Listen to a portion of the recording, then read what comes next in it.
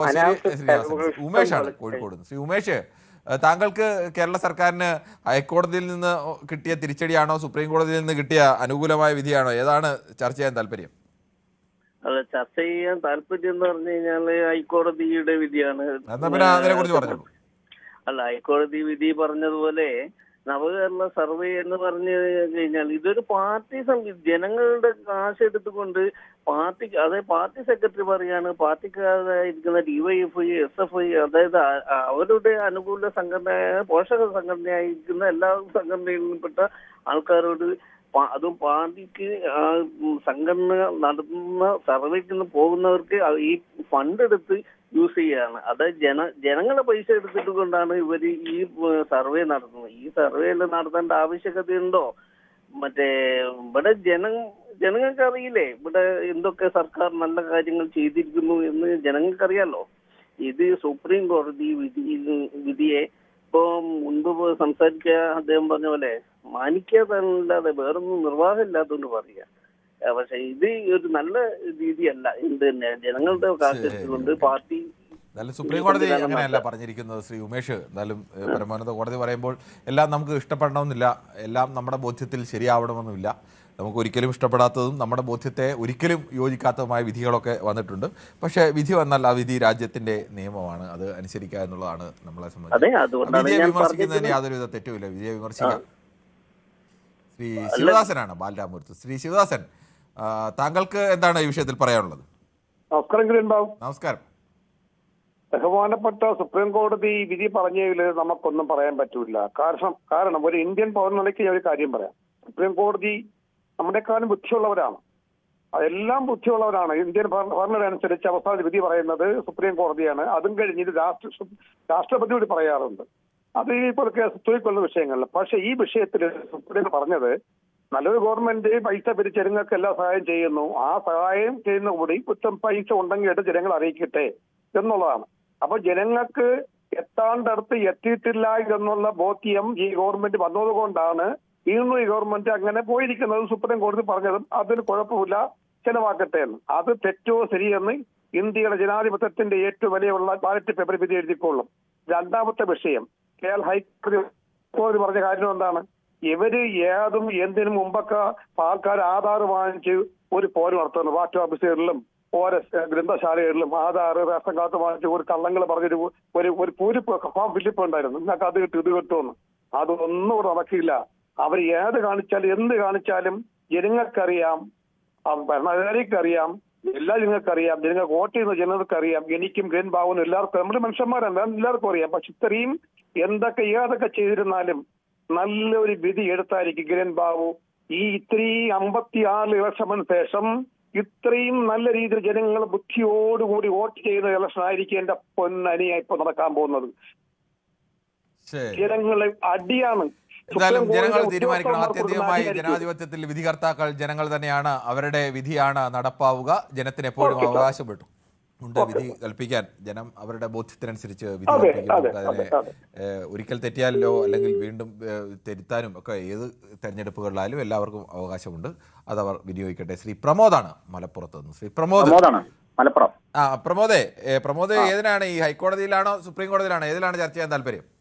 രണ്ടും ചർച്ച ചെയ്യാൻ താല്പര്യമുണ്ട്. ശരി, എന്നാൽ നമുക്ക് ആദ്യം സുപ്രീം കോടതിയിൽ നിന്ന് തുടങ്ങാം. സുപ്രീം കോടതിയിൽ ഈ സർക്കാരിന്റെ ഹൈക്കോടതിയാണ് ഈ നവകേരള സർവേ റദ്ദാക്കിയത്. സുപ്രീം കോടതി ഇപ്പോൾ സ്റ്റേ ചെയ്തിരിക്കുന്നു. എന്താ പറയാനുള്ളത്? സുപ്രീം കോടതി സ്റ്റേ ചെയ്തിരിക്കുന്നു എന്ന് പറഞ്ഞാലേ ഈ നവകേരള സർവേയുമായി ബന്ധപ്പെട്ട് ഇവിടുത്തെ ജനങ്ങളുടെ അഭിപ്രായങ്ങൾ സ്വീകരിക്കുന്നതിൽ എന്താണ് പ്രശ്നമെന്ന് സുപ്രീം കോടതി പറഞ്ഞില്ലേ ഇപ്പോ? അപ്പൊ ഈ കേരള ഹൈക്കോടതി വിരുദ്ധമായി പറഞ്ഞപ്പോ അതിനെ മാധ്യമങ്ങളെല്ലാം വലിയ രൂപത്തിൽ സർക്കാരിനെ വിമർശിക്കുന്ന രൂപത്തിൽ ചർച്ച സംഘടിപ്പിച്ചു. ഇന്ന് വൈകുന്നേരം നിങ്ങളുടെ ചാനലെങ്കിലും സർക്കാരിനെ അനുകൂലിച്ച ചർച്ച സംഘടിപ്പിക്കണം എന്നാണ് പറയുന്നത്. അല്ല, ഇന്നിപ്പോ വേറെ വിഷയമുണ്ട്. ഇന്ന് അതിനേക്കാളും ഗൗരവമായ മറ്റൊരു വിഷയമാണ്. സംസ്ഥാന സർക്കാരിന്റെ ജീവനക്കാർ അവരുടെ സ്പാർക്ക് സോഫ്റ്റ്വെയർ നൽകിയ ഡാറ്റ എല്ലാം മുഖ്യമന്ത്രിയുടെ ഓഫീസ് തന്നെ നേരിട്ട് ചോർത്തി. അത് മുഖ്യമന്ത്രി തന്നെ ചോർത്തി എന്ന് പറയേണ്ടി വരും എന്നൊക്കെയാണ് കോടതി പറഞ്ഞത്. അപ്പോൾ അത് ചോർത്തി അതെടുത്ത് എല്ലാവർക്കും മെസ്സേജ് അയച്ചു എന്ന് പറഞ്ഞു. അതിനെ ഹൈക്കോടതി അതിരൂക്ഷമായി വിമർശിച്ചിരിക്കുകയാണ്. വിധി വരട്ടെ, വിധി വന്ന് ഹൈക്കോടതി അക്കാര്യത്തിൽ അതിരൂക്ഷ വിമർശനമാണ് ഉന്നയിച്ചിരിക്കുന്നത്. അതിരൂക്ഷമായ പരാമർശമാണ്, വിധിന്യായമല്ല. വിധിന്യായം വരട്ടെ. ഇതൊരു പരാമർശം മാത്രമാണ്. കേരള ഹൈക്കോടതിയിലെ സിംഗിൾ ബെഞ്ചിന്റെ പല വിധികളും ഇത്തരത്തിലാണ് പറയുന്നത് വരുന്നത്. തന്നെ ഈ എങ്ങനെ മുഖ്യമന്ത്രിയുടെ ഓഫീസിന് ഈ ജീവനക്കാരുടെ എല്ലാം ഫോൺ നമ്പർ കിട്ടിയെന്നുള്ള പ്രാഥമികമായ ചോദ്യം പോലും ഉണ്ടല്ലോ. അത് പ്രയാസമില്ല. കാരണം സ്റ്റേറ്റിന്റെ അഡ്മിനിസ്ട്രേറ്റീവ് ഹെഡാണ് മുഖ്യമന്ത്രി. ആ മുഖ്യമന്ത്രി എന്റെ സ്വകാര്യ വിവരമെടുക്കാൻ ഒരു അഡ്മിനിസ്ട്രേറ്റീവ് ഒരു സ്വകാര്യ അങ്ങനെയാണെങ്കിൽ കേന്ദ്ര സർക്കാരിന്റെ പ്രധാനമന്ത്രിയുടെ മെസ്സേജ് നമ്മുടെ എല്ലാ മെസ്സേജുകളിലും വരുന്നുണ്ടല്ലോ. അതാ പറഞ്ഞത്, ഒരു ഉദ്യോഗസ്ഥൻ മെസ്സേജ് അവിടെ സംവിധാനം അവരുടെ സ്വകാര്യ വിവരം കൊടുത്തെങ്കിൽ ഉദ്യോഗസ്ഥർക്ക് മാത്രമായി അയക്കണമെന്നുണ്ടെങ്കിൽ അത് ഉദ്യോഗസ്ഥരുടെ കൃത്യമായ മൊബൈൽ നമ്പറിൽ അപ്പൊ അങ്ങനെ ഡാറ്റ എടുക്കുന്നത് തെറ്റാണ്. അത് CPM-ന്റെ നയത്തിനെതിരാണ്. CPM ഡാറ്റ സംരക്ഷിക്കണമെന്ന് ആവശ്യപ്പെടുന്ന ഒരു പാർട്ടിയാണ്. അല്ലല്ല, കോവിഡ് കാലത്തും പ്രളയകാലത്തും ഒക്കെ സർക്കാരിന്റെ ഹെഡായ മുഖ്യമന്ത്രി ഇതുപോലെ നിർണായകമായ വിവരങ്ങൾ ജനങ്ങളിലേക്ക് എത്തിച്ചിരുന്നു. ശ്രീ പ്രമോദ് അയച്ചത് ഉദ്യോഗസ്ഥർക്ക് മാത്രമായി അയക്കുക അവരുടെ കാര്യങ്ങൾ, അല്ലാതെ മറ്റുള്ളവരുടെ കാര്യങ്ങൾ, തൊഴിലാളികളുടെ കാര്യങ്ങൾ അല്ലല്ല, അവർക്ക് കിട്ടുന്ന കാര്യങ്ങൾ അവരിലേക്ക് ഒരു ആനുകൂല്യം എത്തിക്കുന്നു എന്ന് സ്റ്റേറ്റിന്റെ ഹെഡായ ആളുകൾ തന്റെ ജീവനക്കാരിലേക്ക് എത്തിക്കുകയാണ്. അതൊരു ഭരണാധികാരിയുടെ പ്രമോദ് ഒരു സംശയം, പ്രമോദ് ഇങ്ങനെ ന്യായീകരിക്കുന്ന ചോദിക്കുകയാണ്. ഒരു പൊതുവെ എല്ലാവർക്കും മെസ്സേജ് അയക്കുന്നു, ശരി, സമ്മതിച്ചു.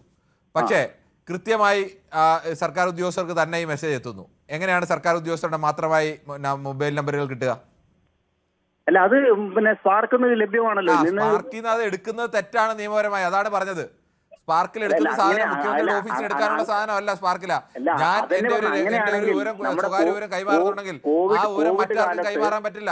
അത് ഡാറ്റ മോഷണമാണ്. കോവിഡ് കാലത്ത് ഇത് ചെയ്തിരുന്നില്ലേ? ഇതെല്ലാം കോവിഡ് കാലത്ത് അങ്ങനെ എവിടെ ചെയ്തു? കോവിഡ് കാലത്ത് അതാണല്ലോ പറഞ്ഞു. കോവിഡ് കാലത്ത് പല വിവരങ്ങളും നമ്മൾ ചെയ്തിരുന്നു. അതെങ്ങനെയാണ് ചെയ്തത്? ഇങ്ങനെ സർക്കാർ ഉദ്യോഗസ്ഥർക്ക് പ്രത്യേക സാധനം ഓരോരുത്തർക്ക് പ്രത്യേകമായി അയച്ചോ കോവിഡ് കാലത്ത്? ഇല്ലല്ലോ. അല്ല, പിന്നെ കേന്ദ്ര സർക്കാർ അയക്കുന്നില്ലേ? ഇപ്പൊ കർഷകരുടെ പെൻഷൻ, മോദിയുടെ പെൻഷൻ, കർഷക കിസാൻ ശ്രീയിലെ പെൻഷൻ ഇട്ടു എന്ന് പറഞ്ഞ് അതിന്റെ ആളുകൾക്ക് മുഴുവൻ സർക്കാർ പെൻഷൻ ഇട്ടു എന്ന് പറഞ്ഞ് അയക്കുന്നതിന് യാതൊരു തെറ്റുമില്ല. പക്ഷെ ആ മെസ്സേജ് താങ്കൾ വായിച്ചിരുന്നോ? സർക്കാരിന്റെ നേട്ടങ്ങൾ പറഞ്ഞുകൊണ്ട് വിവരിച്ചുകൊണ്ടുള്ള മെസ്സേജ് അയക്കാൻ വേണ്ടി ഒരു സ്വകാര്യ പോർട്ടലിന് ഈ സംവിധാനങ്ങളെല്ലാം ഉപയോഗിക്കാൻ വേണ്ടിയുള്ള അനുമതി എങ്ങനെ കിട്ടി? അല്ലല്ല, ഇതിലൊരു നേട്ടം പറഞ്ഞിട്ടില്ല. സർക്കാർ DA കുടിശ്ശിക കൃത്യമായി തന്നിട്ടുണ്ട്, 3% തന്നിട്ടുണ്ട് എന്ന് മാത്രമാണ്. അതെന്തിനാ പറയേണ്ടത്? അതെന്തിനാണ് ഇങ്ങനെ? അത് തെരഞ്ഞെടുപ്പ് പ്രചരണമല്ലേ? അത് തെരഞ്ഞെടുപ്പുമായി ഇത് ബന്ധമില്ലാണ്. ഒരു മനസ്സിലാവാഞ്ഞിട്ട് പറയുന്നതല്ല പ്രമോദ്, അന്ധമായി ന്യായീകരിക്കാൻ വേണ്ടി പറയുന്നത്. ഒരു ന്യായീകരണമല്ല. വരട്ടെ, സ്റ്റേറ്റിന്റെ വിധി വരട്ടെ, ഇനി അന്തിമമായ വിധി വരട്ടെ. പക്ഷെ അന്ന് ചർച്ച ചെയ്യണം കേട്ടോ, ന്യൂസ് 8 ചർച്ച ചെയ്യണം.